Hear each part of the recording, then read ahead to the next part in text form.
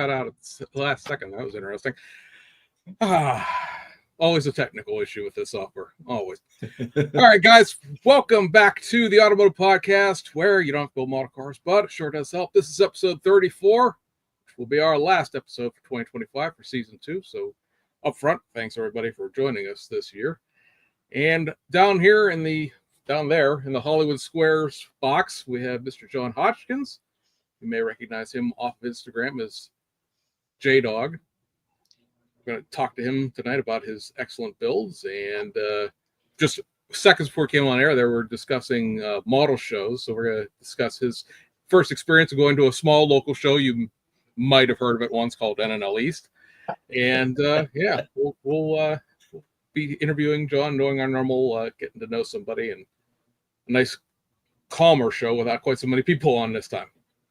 So, gentlemen, I would say I haven't seen everybody in 2 weeks, but I was just hanging out with James yesterday at the Cleveland Model Show. So, Sean, what's been going on for the last couple of weeks? Let's see. I posted actually on my Facebook and Instagram today. So I've been working on the new AMT 65 Barracuda. So that's cool. They had supplied me with a test shot, advanced copy of this kit. So I've been working on that. There's a little bit of preview of the interior. That's sweet. And got the chassis. Work on that. So this is just a simple kind of out of the box build. I did flock the interior just because, I don't know, it seemed like a good idea. Did you paint that straight? No, I made my own decals for it. Okay. I didn't get any decals with the kit. And I knew I wanted the Formula S stripe on there. So, okay. Ironically, I have 2 original AMT Barracudas. Worthless. Yeah, it's not the first time. Yeah, they're systematically destroying my value of my collection. But anyways, I had prepared to build a stock 65 Barracuda with one of my original kits. So I'd already had the decals like designed, sized, printed, because I had that as a future project that I was working on. And so I'm like, well, I can just use them now. So that worked out. So yeah, I've been working on that little thing. Very cool. Yeah. Went for the whole factory overspray and everything. Yeah. So that's me. Right. Say, Mr. Chester, I was over to your house, saw your projects. Anything you want to discuss? I tried like hell to get the Lexus finished today. I got 2 of the 4 windows in, and just got 2 more windows and a couple of exhaust pipes, and it's finished. So I like the red. That's the wide body, fat bottom girl Lexus, yes. Yeah. Nice. And when Ben has been showing more and more pictures of the Ferrari 296, so it's going on sale real soon. And all those liveries come in that box, right? Correct. All 6 liveries. Oh, really? Yep. Wow. That's awesome. Say all 8. Yeah, there's 8 of them. Oh, okay. Awesome. So you need 2 more than you thought. See the man to my right for ordering information. So let me get this correct. So there's 8 sets of decals, but you only get 1 model. Correct. Yeah. Okay. So you have to buy multiple kits. Which ironically would then get you like 64 sets of decals. That's what I was thinking. I was like, why wouldn't I just put 1 decal set in a box? But I don't know. Whatever. Well, it would be hell to stock it, to be honest with you. Yeah, so you'd sell out of the one thing and then get stuck with something that I don't know, I don't really want that one, but it's not like a plastic kit where there's gonna be, additional aftermarket for it where you can get the other decals. I mean, they probably sell the decals separately, but then again, James would be stuck in a decal stocking hell where he'd sell out certain sheets and be stuck with certain sheets for time immemorial. That was going to be my question, if he's going to sell those decal sheets separately. Wenben actually chimed in. several types of coatings. It depends on how you put it. And the common saying is 9 sets. Okay. Fine. I stand corrected. 9 sets. As I say, because I know if you look at the way those are set out, there's one car that's red on one side and yellow on the other side, and that is because that livery is very, very similar to one another. The same team ran Macau race last year, and so you get the set to do one or the other. It's not literally split down the middle like the demo is. Although it's kind of nice. Yeah, well, I mean, Redundant. I certainly understand where I don't want to paint a 9th one where you can just paint 8 and then split the decal down the middle like that. Makes sense. But I've seen a couple of comments where like, why is it only half the car? I don't want to build half of one, half the other. No, you get the whole thing. You just for the ease of display, right? Because I mean, eventually, I know that those guys go to 1 or 2 different like big trade shows in China. We've seen the pictures from those before, and like, do you really want to lug around that many resin bodies? No, cut one down and saves 3 pounds of resin you're hauling. Although last year he did all of the Good Smile racing cars all on display at once. Yes, that was very impressive, but that is also 18 different cars, not 18 of the same car. Right. I think that probably blends together to people after a certain time. It's like Miku, you just start getting fever dreams of spending 9 hours decal on a body, but be that as it may.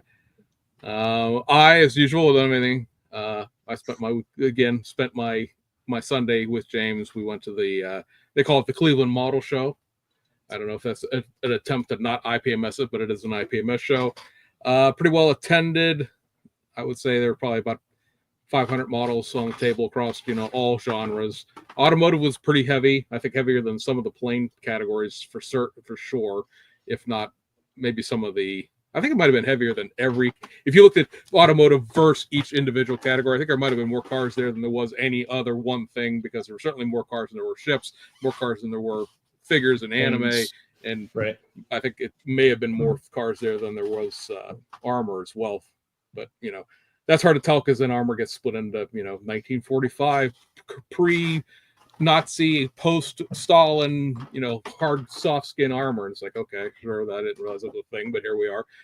So Mr. Tester is now the proud owner of an aeroplane. Yeah, so I'm waiting to see when this model kit gets built. In my spare time, I'll build it.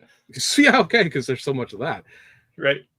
I actually bought a 1/32 scale Tamiya kit of an airplane. He went in, got everything. Yeah. As I say, went in full-fledged, guys. One like a 1/72 scale, throw it together on the weekend thing. One to 1/48 scale. No, went full bore 1/32 scale Tamiya, which I mean, good choice because it'll go together. But I looked it up. It's 15.5 inches by 15 inches long. 15 long, 15.5 wide. It won't fit in my IKEA cabinet. Is that the first plane kit you ever bought? Yeah. Yep. What possessed you to buy that? I don't know. You didn't have. Right, because I didn't have one.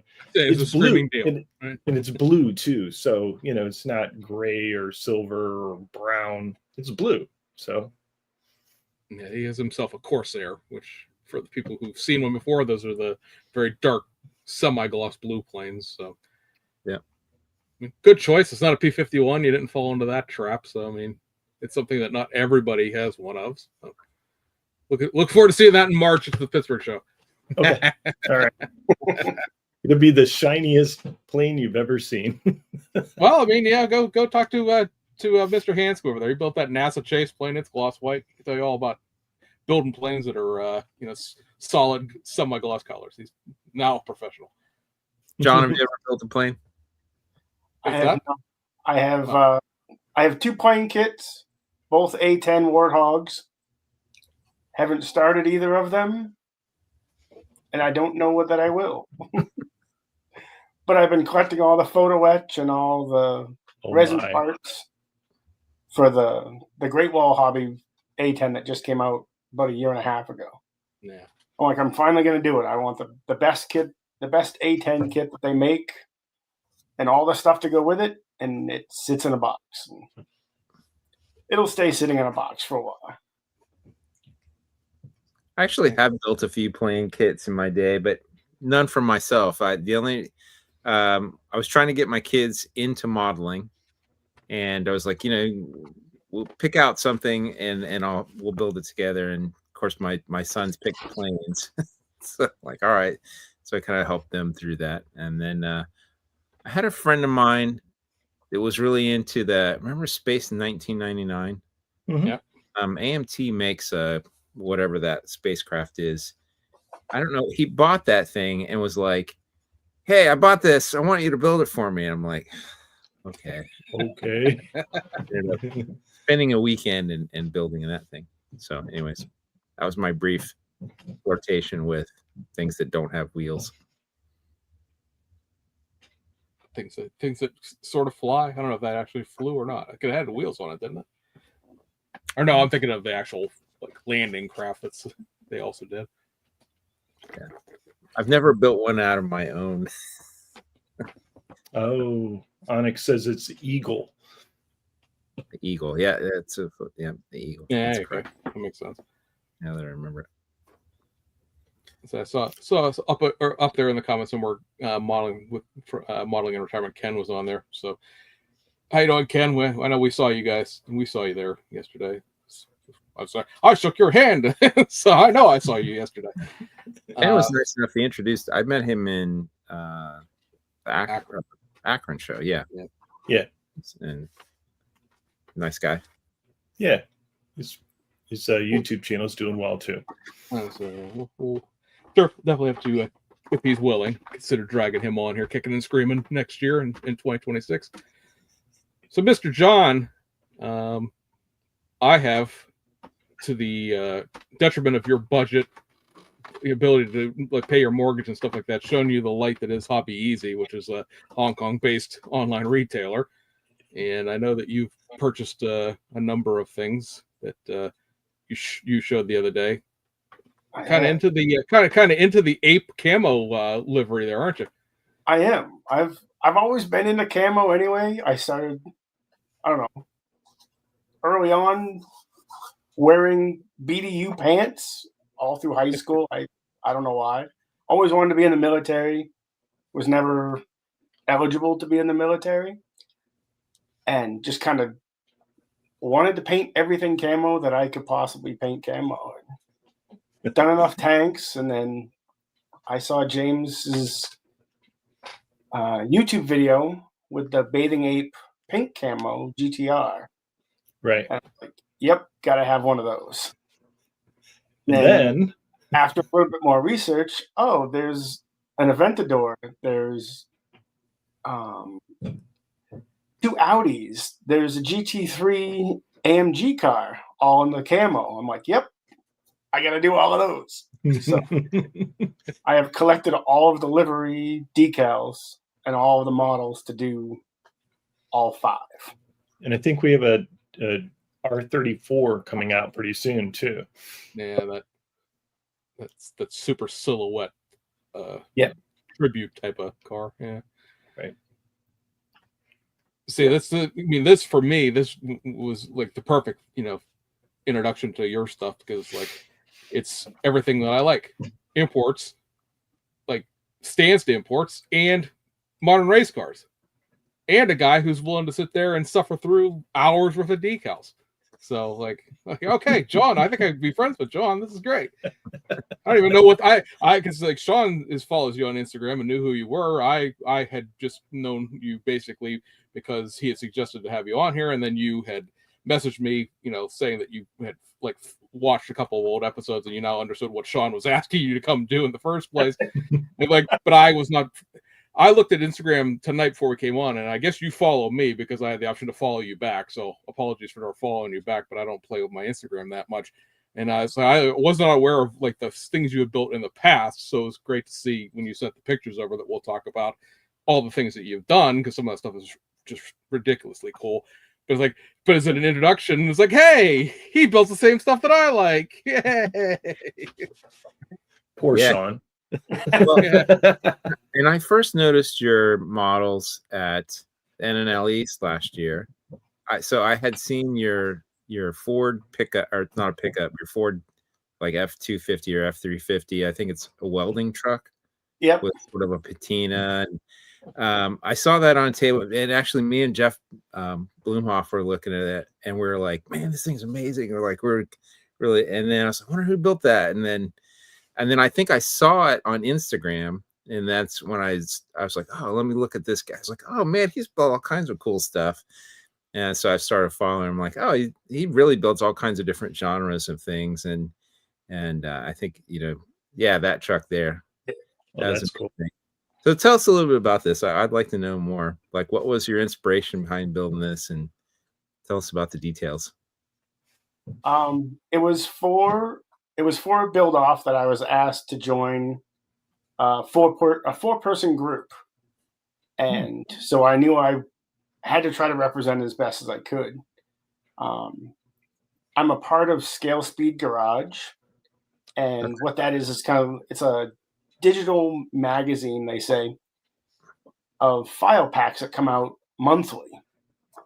The file pack the month before that happened to be the welding bed, the welder, a couple of the accessories to go with it. And my wife and I were out in Colorado a couple of years ago, and I saw one of these jacked up, brand new F-250 welding trucks, and just fell in love with the truck. It's just all that I really love anyway. 4-wheel drive, jacked up pickup trucks. And I'm like, I'm gonna take that Scale Speed Garage file pack and just jam it on one of these new Mobius pickups. And I think the body, some of the interior, and part of the chassis are the only thing that was left from the Mobius kit. The rest of it is all Scale Speed Garage. It's got a 12-valve Cummins under the hood. And I just like that patina look. Really enjoy doing that stuff because I did a lot of that when I was building tanks as well. Okay. It's just, I hear it all the time, like, patina is for people who can't paint. Well, that is partially true because I really can't paint that great sometimes. Other times, all the stars align and I don't get dog hair in the paint and the paint comes out great. But patina is a whole nother level of, you have to plan ahead. Yeah. To do patina. Okay. Because I do a lot of hairspray chipping, and that's what that's mostly done with. So you put your base layer down, you spray hairspray, you put like a Tamiya with the X20 thinner on it, paint it as normal, and while it's still kind of wet, you use a wet paintbrush and chip the top paint layer off, exposing that base layer. Huh. It's just a very interesting technique that transferred over from the armor building time. So, and I I heard of people using salt too. Yep. Yep. Same kind of method that you put the salt down over the base, paint it, and then use water to take the salt off. Okay.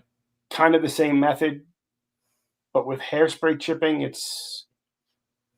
you can really figure out where you want the chips and how much patina you really want. Where the salt method it works great for larger areas, but say you just wanted a couple of little tiny chips on a door frame, the hairspray chipping is so much easier to get really small details chipped. You really select where you want to remove it. Yeah. Right. That's awesome. I've been kind of curious. I've been wanting to build something like that. I have done a little bit of weathering and patina, not quite to that level, but you're right that there's a whole level of skill that's very different from, being a shiny polished paint job. I think they're equally challenging in their own ways. Right. There's sort of one thing I think is cool about the patina stuff is there's sort of like an artistic freedom, and you can kind of just sort of, the more you add to it, the better it gets. But you're right in how you remove or how you select, what gets patina. It's Yep. That's a big part of it.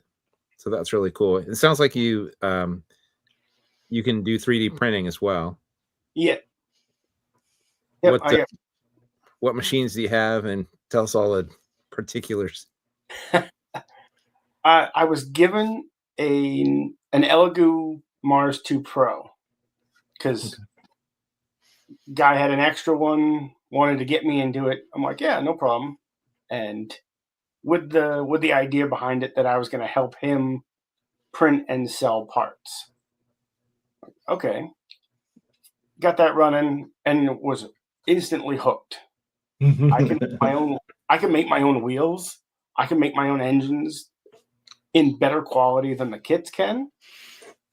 So I immediately bought an Elegoo Saturn, and then that wasn't quick enough to keep up with the production of printing and selling. So then I bought a Saturn 2, and at one point I had all three machines running almost 24 hours a day. Wow. And it's another hobby on top of modeling. And it just became so time consuming. And I don't print commercially anymore. If buddies want stuff printed, I know Sean, you and I have talked about printing some stuff. That's perfectly fine. I just don't print commercially anymore. It just took too much time. I'd rather build models than sit behind the laptop and slice files. It's super time consuming. Now, have you designed your own CAD models and stuff too, or? No, not more than taking somebody's existing file and either like stretching it or shrinking it, or I've taken valve covers and added logos to them. Okay. But that's about it. Like I don't have that skill at all. Okay. I'd love to learn. I tried to teach myself Fusion 360 over the summer. And I got a little ways with it, and then nope, I just don't have it. There's a whole learning curve to this. There is. And it's time. Yeah. And it's another hobby on top of that hobby, on top of another hobby. There's people that can make amazing files, and you buy them and you print them and they're perfect. But there's a ton of people out there that sell really, really crappy files that will never print. Or I just recently bought an engine file for this GTR I'm building. Spent like $18 on this file. Not a big deal, but it's an expensive engine file. And I probably have 20 hours into fixing it to get it to print most of the way. That's a shame. It's horrible. Especially $18. If it was $5, I would get it. But $18 is high end for a file. Right. And this was just, it looks like a video game scan file more than anything. But there was pictures of it with him. It's a printed version in my hand. It looks great. I'm like, all right, I'll take a chance. $18. All right, whatever. No, it's garbage right from the start. That's frustrating. Yeah. So tell us a little bit about yourself. I know you have a page on Instagram. How did you? You don't have a YouTube channel or anything like that, right? Nope, not at all. So where are you located? How'd you get into model car building? in upstate New York, right outside Albany, really. How I got into it, I remember building models as a kid. I was big into NASCAR growing up, and I think I spent most of my childhood just taking things apart. You name it, didn't matter what it was, but I took it apart. I think at some point my parents were just like, all right, you can take stuff apart. Here, try to build something. Put it back together. Yeah, put this back together. Because I remember the testers, tube glue, and the only model memory that I really have as a kid was screwing up the details on the, I think it was a number 46 City NASCAR from Days of Thunder. Days of Thunder, Okay. yeah. I screwed up the decals and I wrote the 46 on the side of the car with those old testers paint pens. So you can imagine how shitty that was. That's the only model that I can really remember as a kid. And then I know I built through high school, because at some point when we moved from Maine to here, I boxed up 2 kits that I had. And just before COVID, and I have no idea why I brought these out. Like I don't know what the trigger was, but I had an old Revell Porsche GT1 Evo kit and a Revell Cyclone kit. I put those together and I'm like, yeah, I could do this again, and just haven't put them down at all. That's cool. So All through COVID. And Like- so you're one of the COVID joiners. With the hobby really got a big dose of people either becoming involved or coming back Yeah. with that sort of free time that everybody got given that nobody asked for. Exactly. I mean, I've built 1-to-1 scale cars kind of since I was in high school. A lot of Jeeps, a lot of off-road stuff. A couple years before COVID, I bought a 62 Impala project car. I mean, these are all project cars that I've built. And COVID hit, and the prices just kind of went out of control for body parts, for engine parts. You name it, it went out of control. So maybe that was the trigger that put me back into modeling, and Models just are cheap. Yeah, Models are cheap compared to real stuff. Yeah. right. Yeah, it's funny. I remember pre-COVID, I was thinking, I'm like, yeah, model cars are really a dying hobby. I probably need to sell all my stuff and get out of it while I still can. And it was like, and then, man, it was just like, whoop, did a pivot, and it surprised me, because I thought, I was like, okay, once things sort of return to normal, it'll go back. But there's a lot of people who have stayed with it. Yeah, there really is. Round 2's doing great. Like, they keep pumping out more and more new product every year. So that's good. Right. About the same time with the war in Ukraine started, and I'm like, all right, I want to build all the Ukraine tanks. I want to build all the US tanks. So I got into the armor stuff for about a year, spent building nothing but tanks, and just kind of drifted back into cars after that. Been doing them ever since. Haven't touched another tank since.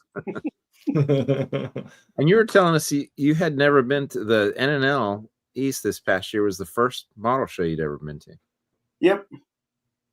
That's amazing, because that's a huge show. You just start at the top, right? Yeah, so you walk right off that plank right on into the deep end there. Apparently, I was looking for a show to go to that wasn't IPMS judged, because I didn't want to get judged. I didn't want that mental like, "Oh, your stuff is garbage.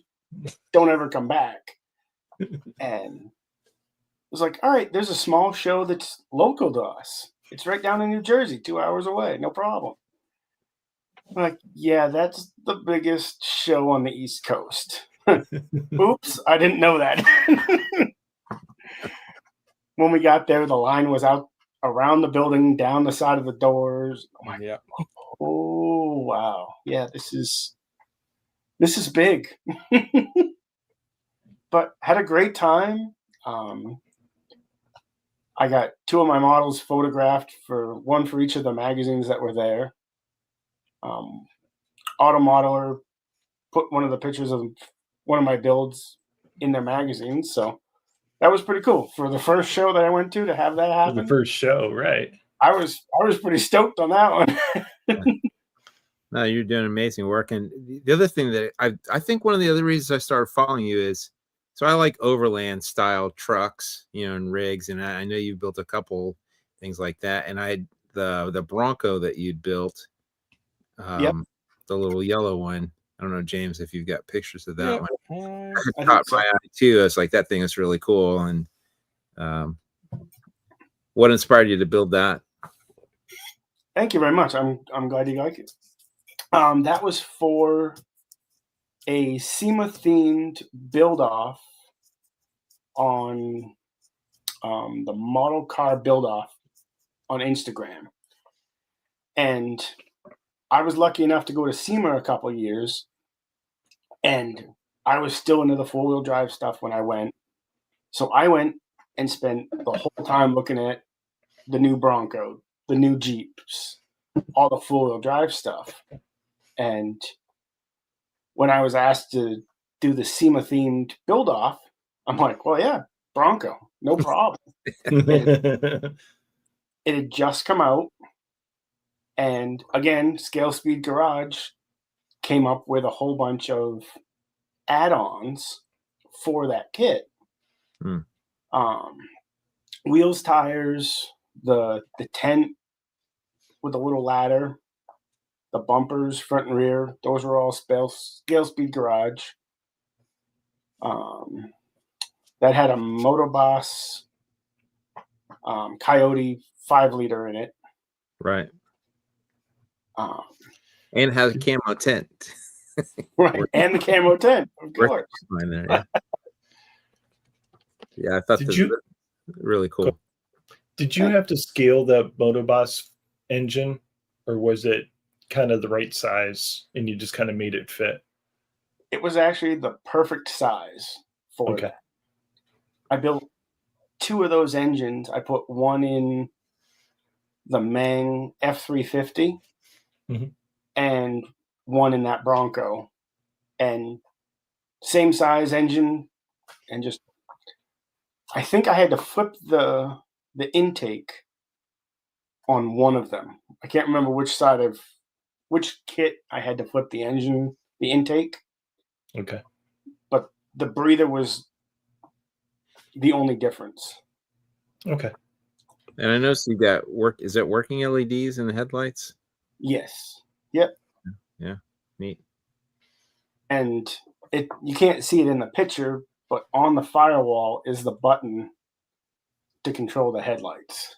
Like, it's all hidden. Very cool. Between the dashboard and the firewall, except that little button. Yeah, neat stuff. I noticed you had working headlights in your other truck the welding truck too. Yes. Yep. Which is very strange that the batteries died during the show when the headlights went out in that truck. They're supposed to be good for 3,000 hours. Huh. Nope. I came back to check on it. Headlights are out. Oh, wow. But did you wire that yourself, or did you just buy a kit? They're a kit through Evans Designs. They're mostly like model railroading light kits. Okay. But it's basically a button and a battery pack, which is like the little 3-volt button batteries. Okay. and then the LED just wire together. A friend of mine is doing a police car with, like strobe lights and all that. I think he got it from the same place. Probably. I did a Mitsubishi Evo police car, and he used their strobe police lights. Okay. They're great little kits. They don't take up a lot of space, and they're really simple to wire in. Okay. I have to give that a try. I've never thought about putting any working lights in anything. The Bronco had, I think, headlights and taillights. Yeah, look at that. Look at that. I like its sticker bomb fender. That's cool. I like the pig face at the police thing. Ha ha ha. So, this is you built something for everybody. Let's say this is not just your off-the-shelf Aoshima kit here. This is the Hobby Design Varus body kit on this. Correct. Yep. All right. So let's say pause, because I mean Aoshima did do this. I think it's Soul or something like that police car that's black and white.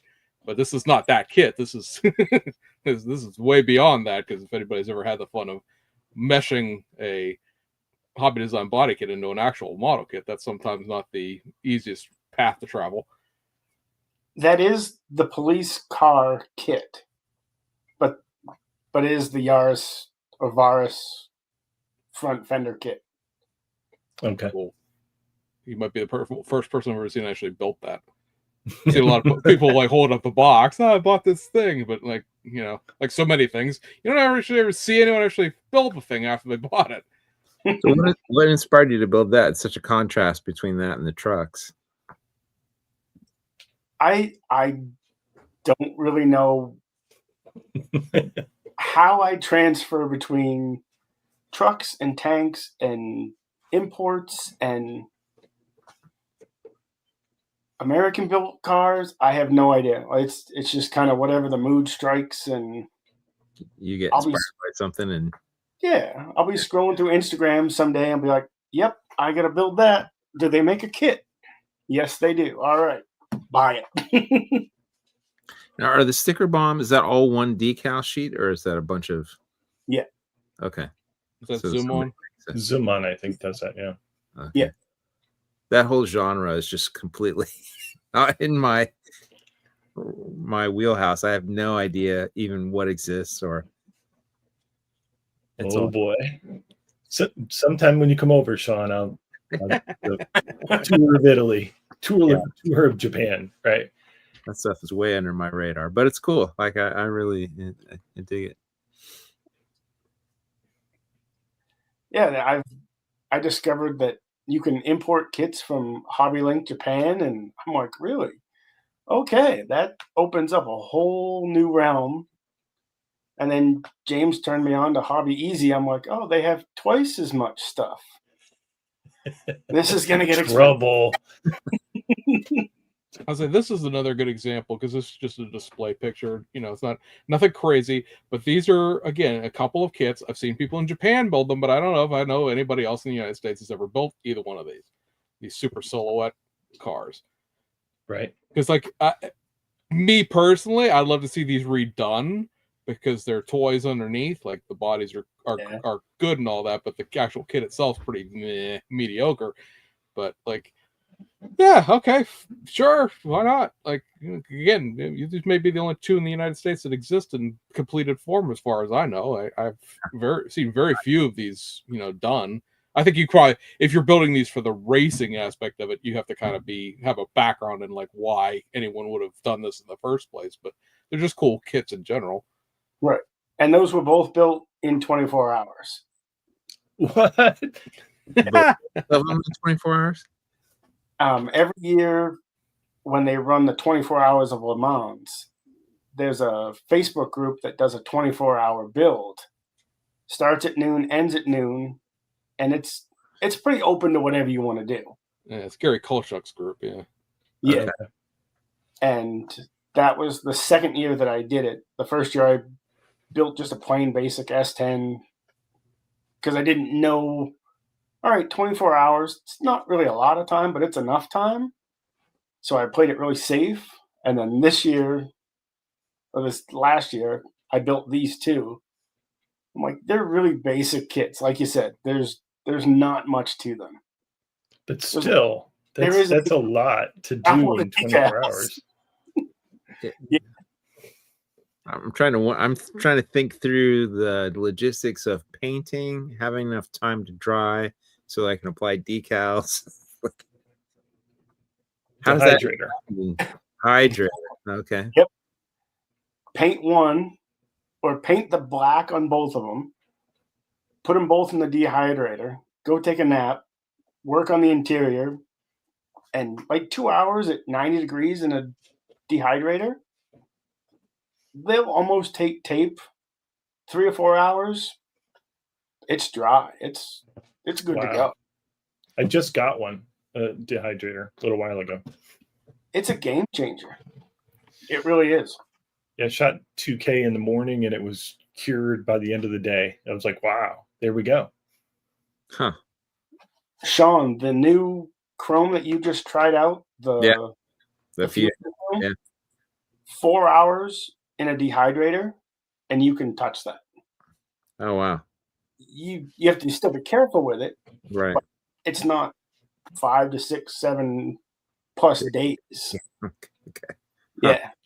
Yeah, that would really accelerate. I mean, I don't really build that fast that I need to do that, but for somebody like James Tester who's building stuff in a matter of a couple of days, like I could see that'd be.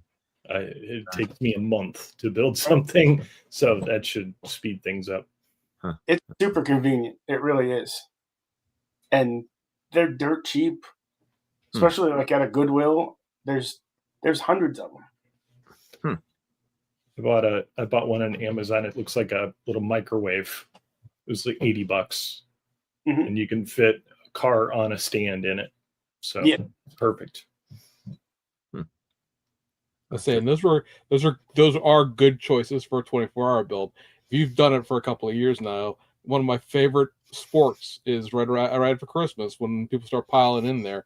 It's I'm going to build this incredibly complicated, doesn't fit together in the first place AMT MPC kit, and then I'm going to insert a litany of body modifications and things like that. And it's like you're no, this is not physically possible in 24 hours. Even if you stayed up the whole 24 hours, it's just not something that's going to happen. There has to be something that you can, because because you did too. You got to paint it and have it in paint, like in like the first 2-3 hours, so that it has time to dry, and you work on everything else. Then you take a nap, and then at the very end you come back in the morning and put it all together. And Bob's your uncle, and I've done it a couple of times when I wasn't working weekends, and you can build a model kit in 24 hours. It's not going to be award winning by any imagination, but you can get it done.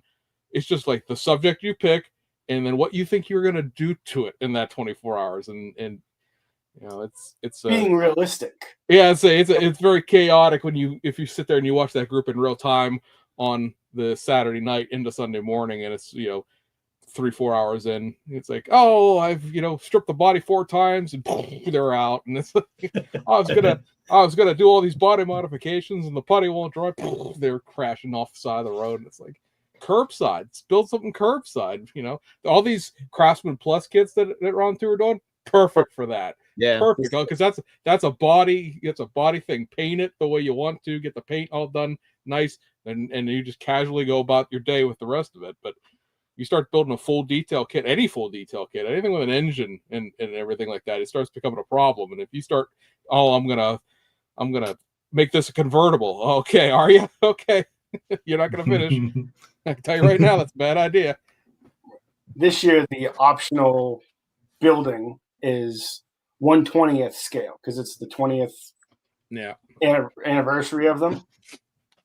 So I've got 2 kits I'm going to choose from. I'm either going to do the Lindbergh 1/20th scale Toyota pickup, or I've got a 1/20th scale AMX. Okay. Neither are a good choice. I'd build the Toyota. I've got a couple of the 1/20th scale kits still left over from when I was when I was a teenager. And those 120 scale Lindbergh kits, the Craft House era stuff, they're good kits. That 90s Lindbergh stuff was good stuff. Yeah. I've got the reboxed. Who reboxed it? Was it AMT? AMT? I've got the AMT rebox of it. Yeah. I was always so bummed when they made those kits. I was like, why are these in 120th scale? Like it's like a weird, because they were nice kits, to your point, James. They were, I remember when they came out, and so I owned an S10 pickup at the time, and I was desperate for like an S10 model, and they came out with one, and it was 120. It was like a weird scale. I'm like, oh. Yeah. I think all of those kits would have sold so much better if they were just in regular scale. The Yeah. Jeep Grand Cherokee, the Ford Explorer Sport. Yeah, they had a bunch. They technically didn't need the Camaro, although the Firebird was a Firehawk, so that was something different than what was being done at the time. But like the Toyota pickup, the Nissan pickup, they had all of those super esoteric, technically speaking, subject matter, and it would have all, I think a lot of people skipped them because of the scale. They went 120, and then it's a perfectly serviceable good kit. If you've ever built, let's see, either the 64 Dodges, what was it? It was a 61 Impala they did. I'm trying to think what else. Yeah, did a bunch of 90s era muscle cars that AMT also has reboxed since then. Like they're all great kits. They were good, they were state of the art for the time in the 90s, and that 120 scales were the same thing. But they were wrong scale. Pass. Yeah. Mm-hmm. Well, they finally relented and pivoted to 125th scale, but that was Ernie Pettis' influence, the guy that made the 120th MPC AMX. So, and he was convinced he was going to change the world, make 120th the scale. He tried to have two different companies, and it didn't work either time. Like 125th and 124th is already a battle royale as it is. Like, oh, that's that 1/2 of a millimeter is too much of a difference. I can't collect both. It is to me. I say it really becomes a difference when the kit's like 3 inches bigger than the other kid is. So, what else do you have pictures of John's builds? I was just gonna say the other thing that I had already brought up here because I like this. So therefore, we're going to talk about it. Is this because I think this is, again, you look at it and you're like, oh, I know what this is, but I think this is a couple of different things combined into one. So it's the overall. You've got a weathering patina thing going on here as well. The overall thing, it's the Paris-Dakar Rally theme, so I like that. So because that's a little on the obscure side because it's a rally that not everybody knows. But isn't this a C1 conversion for the Revell monogram Land Rover? Correct. Yep. See, I thought so. The Spectre truck, right? I thought this was a very Spectre-y looking thing. It is the Spectre Land Rover kit. My brother-in-law is huge into Rovers, and I was like, all right, I'm going to build you one of these. He's a big James Bond guy. I'm like, all right, you can either have a Spectre one or you can have Camel Trophy because he's passionate about both of those. And he's like, you've got to do a weathered Camel Trophy truck. Done. Perfect. Thankfully, I already have the Camel Trophy decals. But yeah, that's a C1 kit on that Revell, which you really only use part of the frame of the Revell kit and the clear lenses. I think that's all you use from maybe some of the interior tub. I'm gonna say this. The kits are pretty complete. I have the Spectre kit and sort of opened it up and then compared it to the Land Rover kit from Revell, and I was like, I have no idea what I'm doing here. So it's been sitting. Absolutely no directions. Yeah, that's the thing. Chris is a great guy, but no instructions whatsoever. Good luck. None. I mean, there's a couple of videos about how the suspension goes together, but that's it. Like, this is the 4-door short bed version. Mm-hmm. I think it's 108 or 110 wheelbase. Well, the Revell is only like 90. So you have to lengthen the frame somewhere. But it never tells you in the directions where to lengthen anything. So at some point between where the suspension mounts, you have to cut it and just compare wheelbases. And thankfully I've done that in the one-to-one side enough that I'm like, all right, if I just match up the wheelbase to the wheelbase, divide it by 24, I'll get pretty close. And there was a lot of cutting and hacking and pushing and pulling back and forth. What's really nice is the Revell frame is kind of like a C channel. So I just put a strip of styrene in between and just kind of moved it back and forth enough times and like, all right, yep, that's 108-inch wheelbase or 110, whatever it is now. Weld it.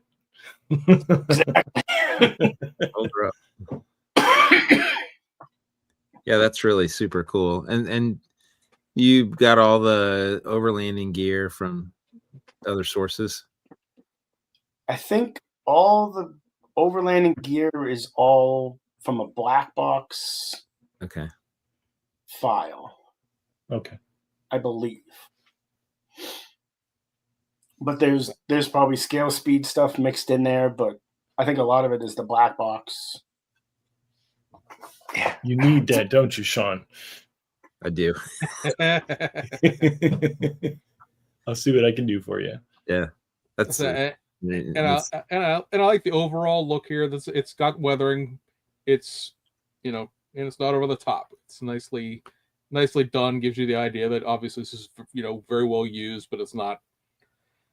I've often said that I appreciate the people that can weather well, because it's very easy to, again, make it look like you ran it outside and threw the dog's business and then came back inside. Well, look, it's weathered. No, it's not. It's just kind of junk. This is it's not subtle because you can clearly see it, but it's, again, it's not like, it's not ham-fisted, I guess would be the best way to put it. I like the way this is done a lot.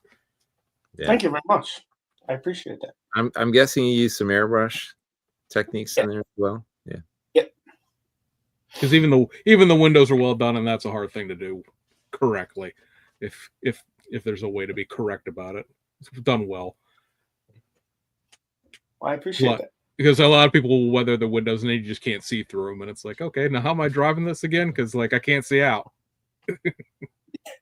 just enough, but not. Yeah, you went past dirty, and now it's just derelict sitting out in the yard for 20 years. It's like that. There's a fine line there, and you managed to get on the right side of it. Excellent. Thank you very much. Now, do you use any washes or chalks in combination with airbrushing, or is it just airbrushing? I use some like dry pigments. Okay. A lot. A lot of that is Vallejo Air dust effect, just acrylic paint that you can mist off, but you can also kind of pull some of it away if you need to. Like on the windows, you can kind of take a Q-tip after the fact while it's still damp and brush some of the paint away. So it's still creases of the windows, but not all over. Okay. And it's a whole different set of skills. Yeah. which carried over from the tank stuff, because they use all oils and washes and pigments and this and that, and I have it all. So I'll try some of those effects on this, and sometimes it works, sometimes it doesn't. And thankfully, a lot of the pigments are water-based. Yeah. And once they dry, you just take a paintbrush and brush them off and start again.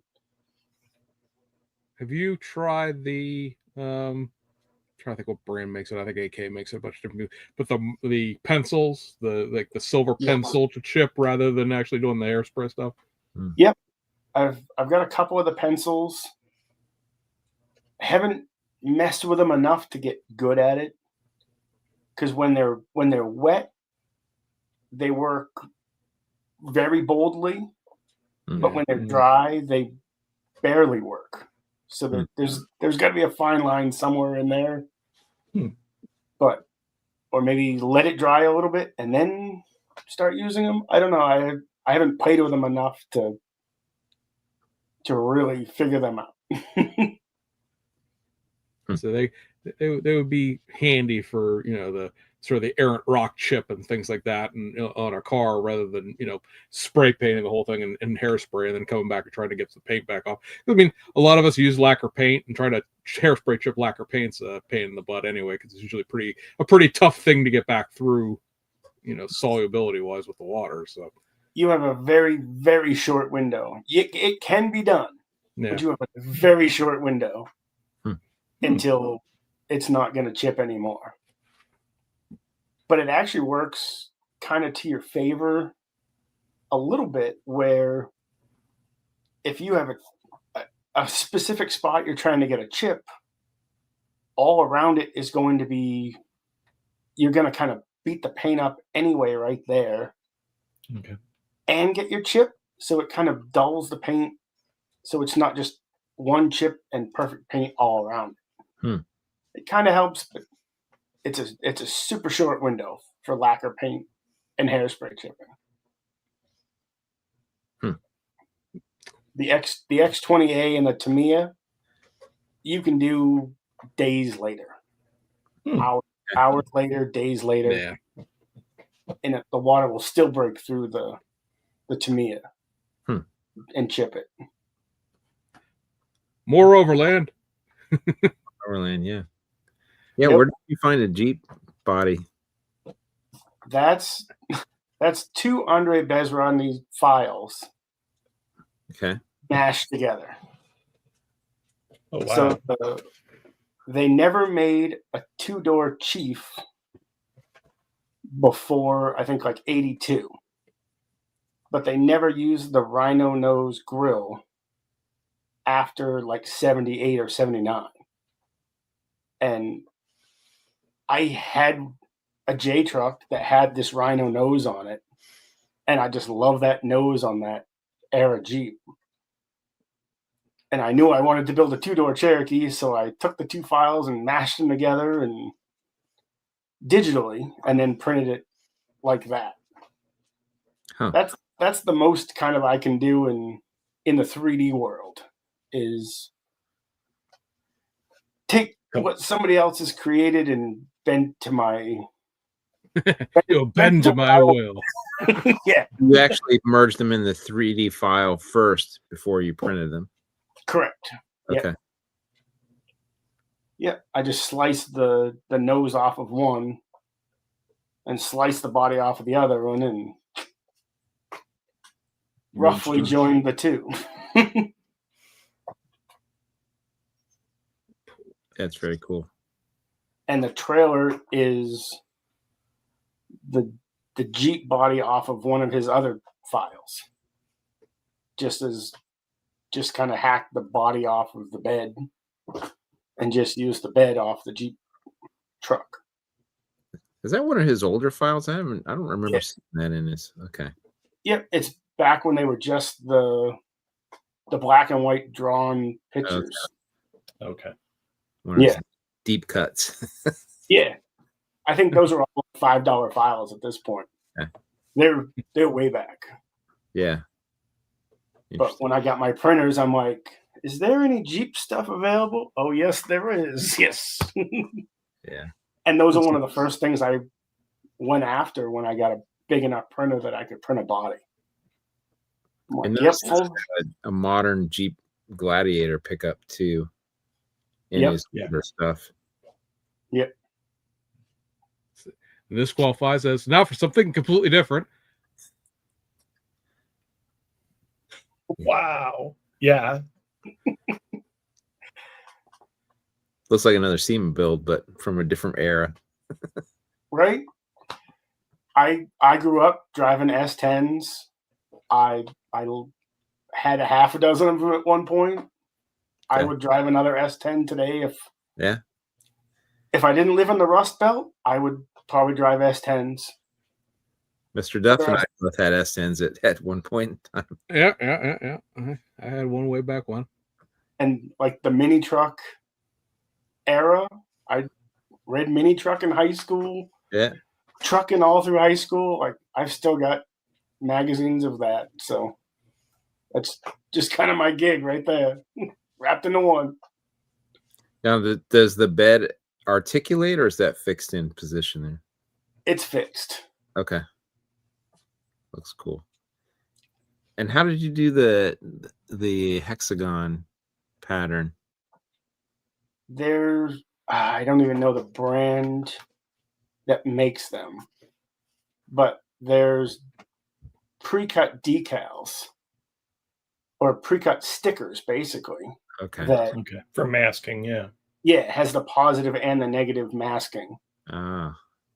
and the whole thing was white, and I put those on there and then sprayed the blue. Mhm. Yeah, I can't remember. I saw it and I was like, man, that would have been really kind of a pain to sit there and kind of trim all that out by hand. I couldn't even imagine that. Yeah, that'd be horrible. Is the frame 3D printed? Nope, that's actually, I think, all but the speakers is all from the kit. Okay. The speakers and the bed riser. I designed the bed riser. That's okay.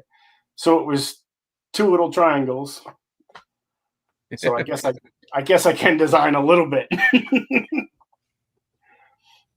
But I had to have it the corner of the bed touches the ground because the bed is so full of speakers that the 3D printed riser wouldn't support it. So I had to have that third leg of kind of weight distribution on it.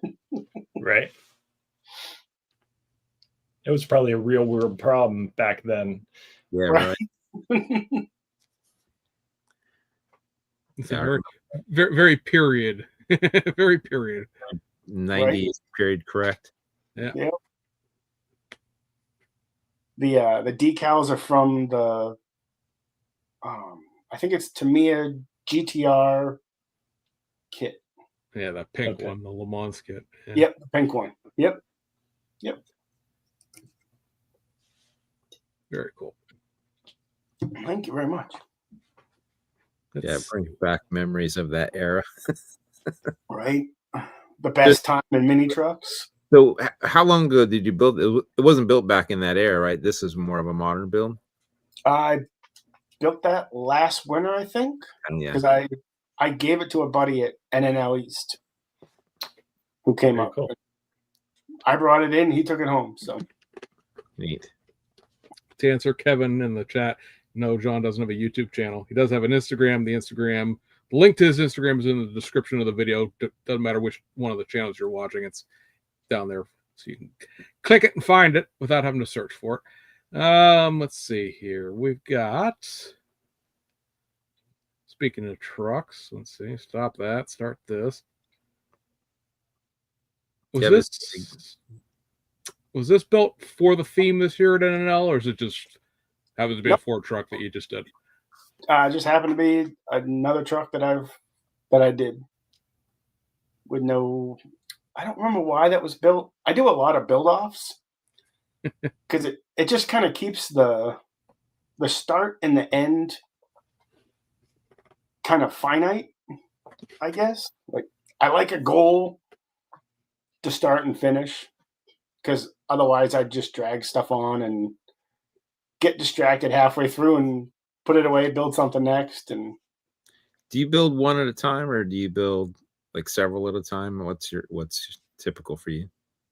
Typical, I usually do two because I'm fairly impatient and just want to jam stuff together and get fingerprints all over the wet paint. So if I paint over here, put it away, and then do something over here, then this gets to dry. And so usually two is pretty typical. Every once in a while, I'll throw a third one in and just get it to the point where I'm doing paint and body, and then just let the body sit until I'm ready for it. Mm. But yeah, any more than 2 or 3, I'm not in my good space to be comfortable, I guess. Yeah. Too much going on. You build like every day or like once a week or like what? I try to do something every day. I build at our dining room table. Okay.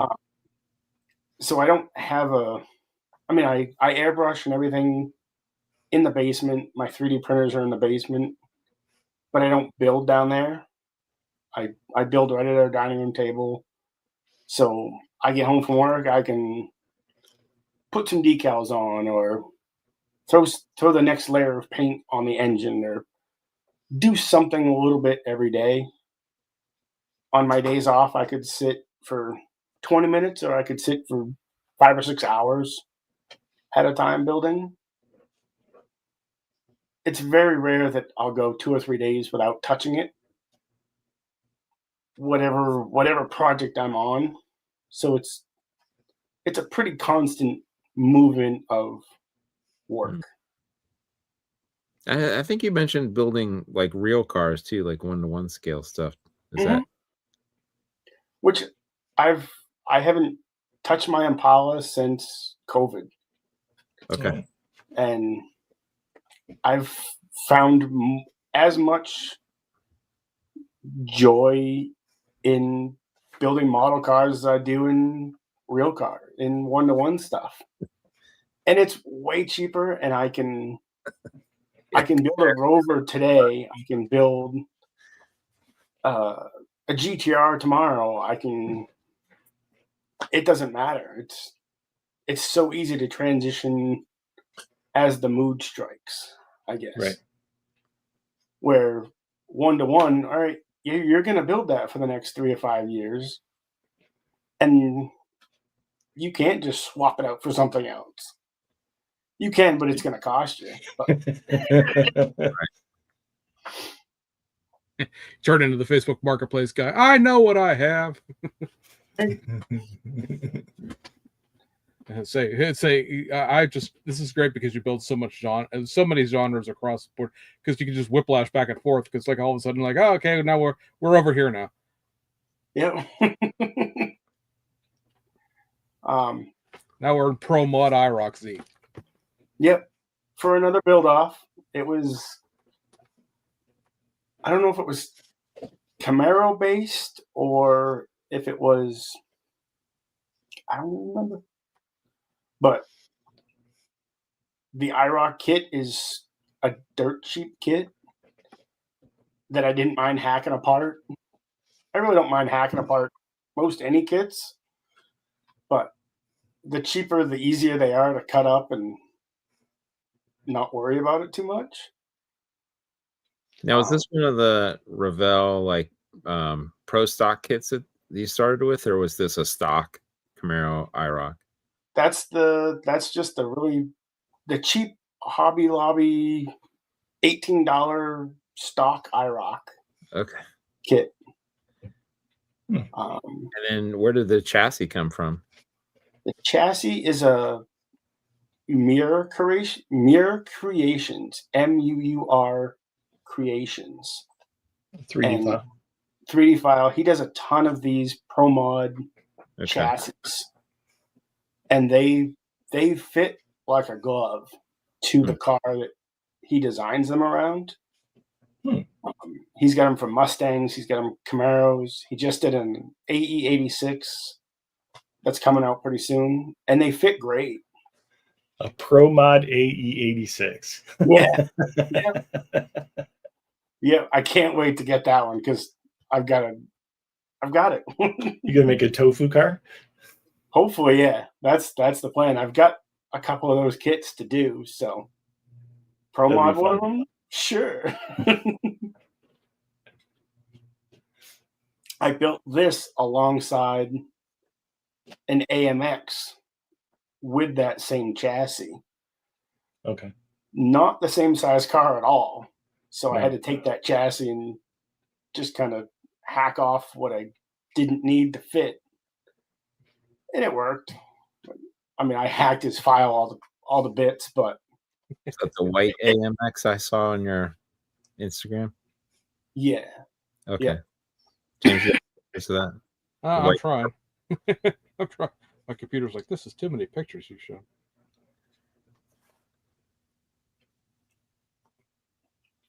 Maybe. Maybe. So you really can't zero you down to any genre at all, huh? Not really. I've never built any planes yet. I have no desire to build ships at all. I don't know why. How about a drift car? Yeah, I've got a couple of drift cars. I was commissioned to build 2 Starship Enterprises and full light kits and the whole 9 yards. These things were a nightmare. I hate them. I've never built another one. The guy that I built the first one for loved it, and he's like, "All right, that was very basic. It has a few lights. How about we do another one with 10 times the lights? It had rotating lights, it had interior lights, it had exterior lights, it had flashers, it had circuit boards I had to wire up." And Oh, wow. I hate this thing. Take it away. I don't ever want to see it again. And I'm not ever building another one. I don't know. There's something about getting paid to build a model, at least for me. Man, it becomes drudgery. Like I just have to.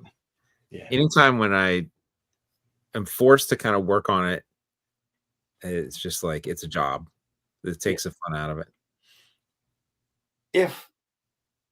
I've done a couple of commission builds. One guy wanted me to copy his Viper. Same paint, same stripes, whatever. Very box stock, no problem. Customer was great, loved it. It was a couple years ago, so it was not nearly my best work at all. And I think I've grown since then, so I'd love to redo it for him. But to build to somebody else's parameters is really hard. Yeah. If you said, build me a truck however you want, but I'll pay for it in the end, okay, that takes all that frustration out of it. Like, Right. is this going to live up to somebody's want to own? Yeah, the pressure is different too, because if you build something, and like for me, if I build something, it's not exactly perfect on it. Like, fine, I can live. I'll decide if I can live with it or not. If I really, but if you're building something for somebody else and you're getting paid, they're expecting perfection, right? And so it's like you gotta, I might have to strip it and start all over again. I might have to do whatever because that's you're getting paid to do it. So right. Yeah, so the pictures are very different. It's just not enjoyable to do that. I'd rather, like that Clarion truck. My buddy saw it kind of come together. He's like, you know what? I'd really love to have that truck. Can I buy it? Nope. There you go. I'll just give it to you. That's cool. I hate to try to live up to somebody else's expectation without them even having input in it. But if they like the result in the end, okay, no problem. I've sold a couple, I've given more away than I've sold. There's only one that I really want back that has changed hands enough times that I'll never see it again. But oh well. Yeah, build another one. Building exactly. They make more kits every day, so I'll just build another one and be better now this time than I was the first time around. So. Right. So what kind of things do you have on your workbench right now? I've got a Bathing Ape R35. It's the pink camo. I don't have any of them with me. If I was out at the dining room table, I'd have a dog. Yeah. fighting for camera space, so I had to kind of lock myself away. But there's a R35 Bathing Ape car and a KPGC 110 Liberty Walk Skyline that I'm doing for another build off. Just a really basic box stock, but it's midnight purple, which it shouldn't be, being that old of a Skyline. But that's the other great thing that I love about this over 1-to-1 stuff, that I can paint a Skyline midnight purple too for $13 instead of $3,400 for the gallon of paint that it would take Right. to paint the real one. Like, it's so much easier to do that. What's your go-to paint guy? Scale finishes. Okay. They kind of fill all the needs that I've used. I've just started to dabble into tropical glitz. Oh, really? Okay. For a lot of their candies and metal flake stuff. Never tried them. It's great. They have ready to spray. I think they're 3-ounce, maybe 5-ounce bottles. Okay. And they're all ready to spray. They're like $12 a bottle. It's not bad. Guys, especially for a big bottle. Right. They also sell spray paint, like the same paint in a spray can. Mm-hmm. But I've never been big on spray cans. So Sean down there, he can rock a spray can. Right? I'll use. I mean, I've gotten more comfortable with the airbrush. I'm really liking my new gallery airbrush, and now that I've started to get, figure some things out, and I'm getting good result. I just airbrushed the CUDA, but I'll still use spray cans if there's something available.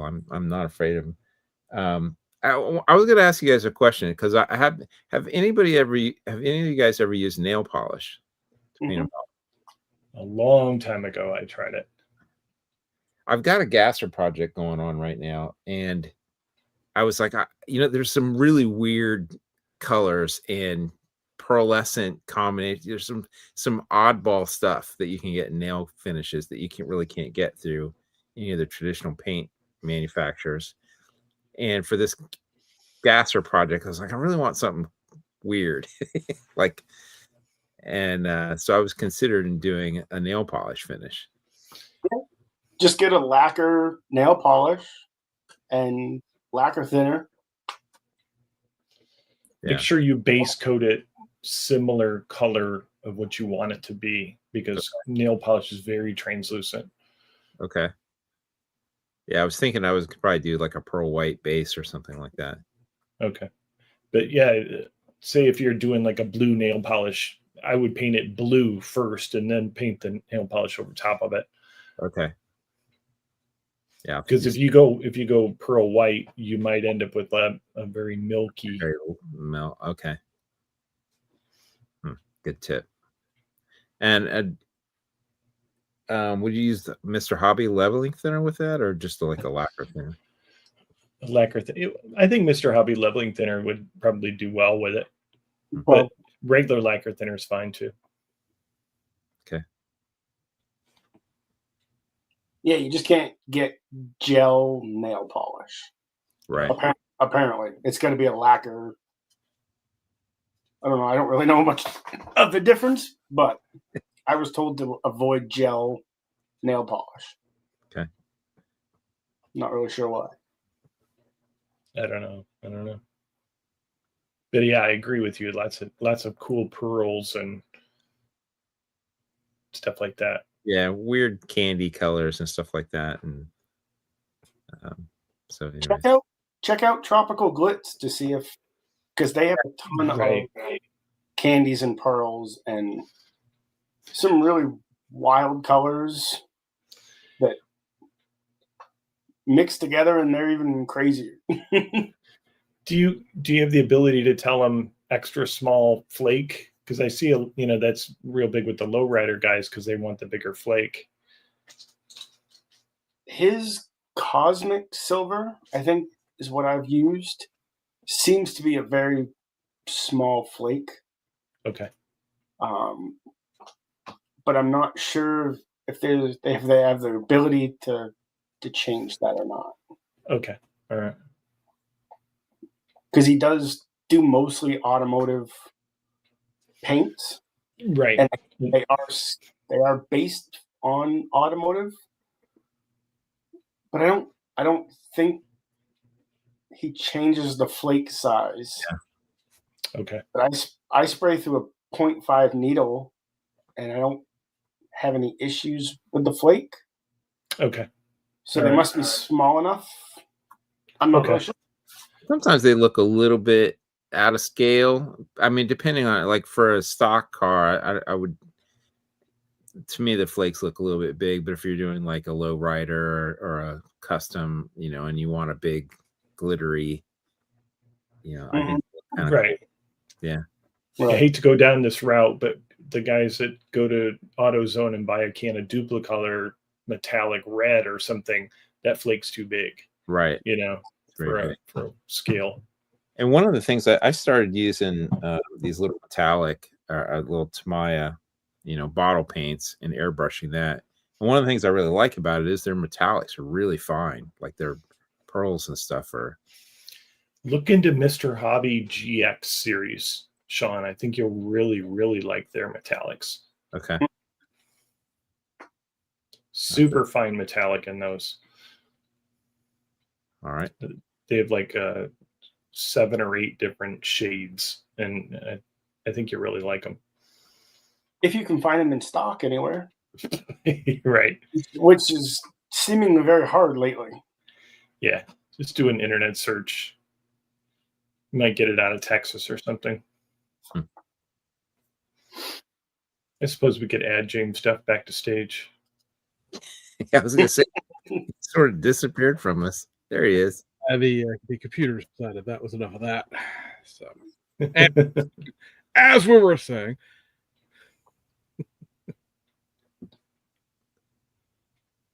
are there any other models that you'd sent pictures of? Yeah, he did. Let's see if we can make the computer not explode here. Let's see. We were talking about this one prior to. It was like I'm sitting here trying to get the picture to load. It won't load. I tried to download it a second time. It wouldn't. Eventually, this whole screen disappeared. I could hear you guys talking, but I couldn't see anything anymore. Yeah, here's the AMX that we were discussing a second ago. It's the same chassis you said as the Camaro? Yes. Yeah. Thankfully, the wheelbase was right, but the height and the width were not even close.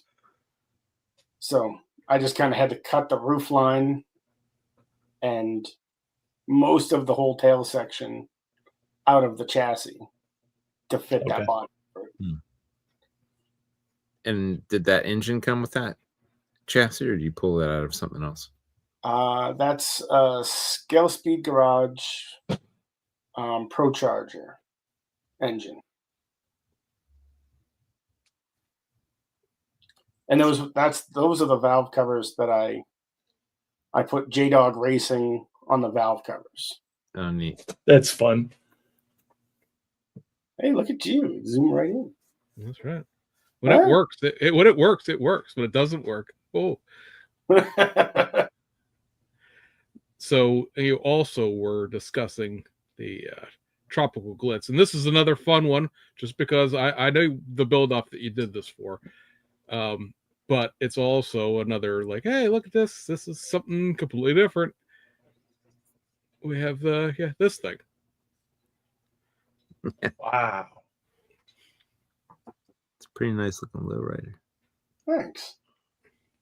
That was for the Iceman Collections tournament. Oh. That just wrapped up about a month ago. So we could just sit back here while you talk about this for the next half an hour, because I mean, this is obviously not just like, oh yeah, I got that Revell lowrider and I painted it fancy colors. There's more to this than just it's out of the box. But I started with the Revell lowrider. Well, yeah, obviously, but beyond that, because those old Revell lowrider kits had the separate frame, which is perfect. So I screwed this up a couple of times. It had to get stripped twice in the course of this build off. Mm. And I started looking at it, I'm like, all right, it's a 63 Impala. I also did it as 63 because NNL East's 63 is this theme coming up. So this will be at NNL East on the 63 table. So I started like looking at all my other kits for Impalas. I'm like, all right, I can't strip this body one more time. This is horrible. But all the other 63 Impalas I have are the newer AMT, and all the chassis are built in. And none of the parts fit from the Revell to the AMT. None of the parts. Yeah, they're very different. They're very different. What was causing you to have to strip the paint? I don't know if I had not primed it well enough, or whenever I went to tape over the base, it would pull the base up. Mm. The second time I had gotten all the side graphics done and to kind of match the hood and the trunk, and I hated it. I put the airbrush down from painting the sides, and I absolutely hated it. And I took it from the airbrush stand and put it right in the tank. I'm like, I'm not doing this. Like, I hate it so much. So then I just put the blue back down. That's Tropical Glitz. Miami Beach is the color of that blue. The roof is all, that's just Tamiya black sprayed through lace. Oh, wow.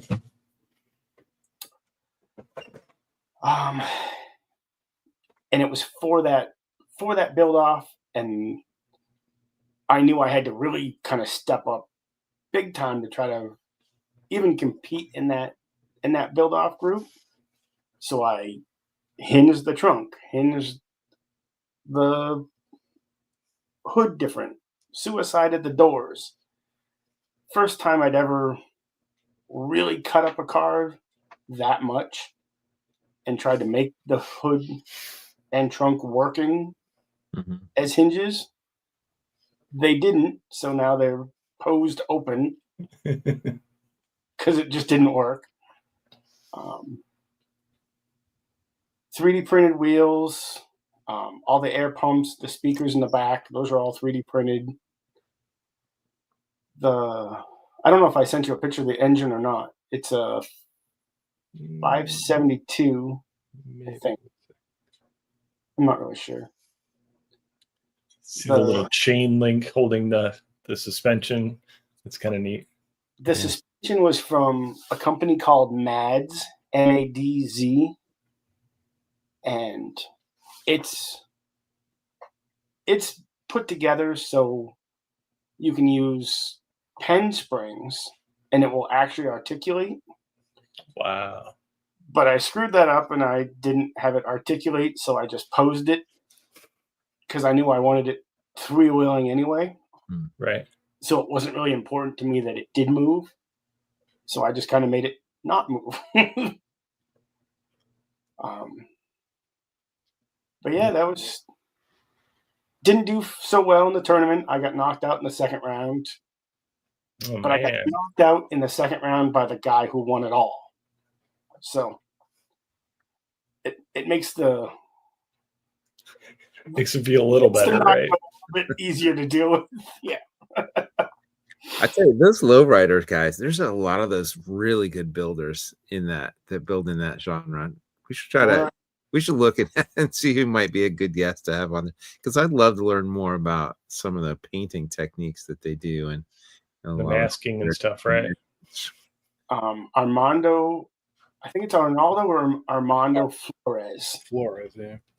does crazy, insane lowrider builds, and they're awe-inspiring. Yeah, that's a Yeah, I 572. I had to go steal it off your Facebook page, but there it is. Oh. the cross rim Weber side draft carburetors. I thought that came out pretty cool. Yeah. And again, I took valve covers and snatched the Impala symbol and spear off of something else Neat. and put them on those valve covers. That's cool. I look forward to seeing that at East. It's very Thanks. cool build. Thank you very much. Is there a genre car that you want to build but haven't had a chance to build yet? Or is there one you're afraid to tackle?